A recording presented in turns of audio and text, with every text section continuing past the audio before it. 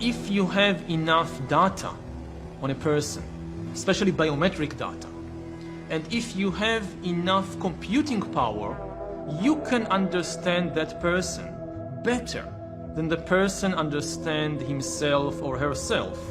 And then you can control this person, manipulate them, and make decisions for them.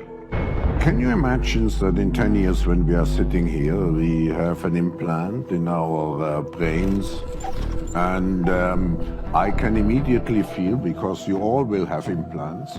People will literally be part of a network.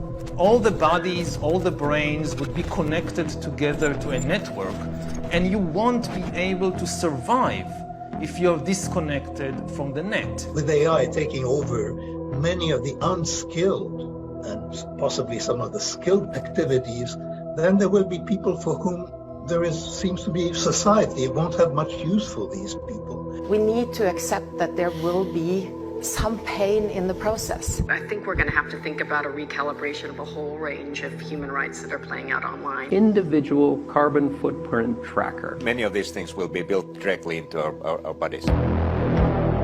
That's a hostile corporate takeover of your body and a digital surveillance censorship dictatorship. President Eisenhower tried to warn us about this years ago. The hostile takeover of a scientific, technological elite.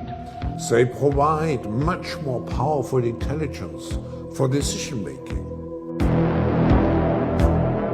Can a microscopic tag be implanted in a person's body to track his every movement? You will rule on that. The next phase is the surveillance going under our skin.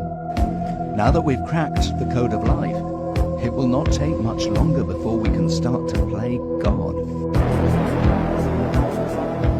The new powers that we are gaining now, especially the powers of biotechnology and artificial intelligence, are really going to transform us into gods. It's a total, complete AI takeover of every facet of human life, like Harari and others have been saying. Given all the technological developments, it might be feasible, even easy, to support people, even if they don't work, to give them a universal basic income, to give them enough food, enough medicine, and so forth. The big question is meaning. What will they do all day? And one of the answers is that they will just play computer games all day, virtual reality games.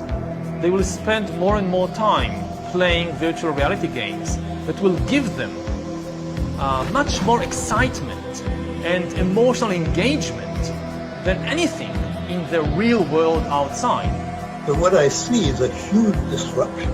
That is, before we get to the world that Yuval envisaged in his description of the future, there's going to be a complete destabilization of the human condition and of human societies.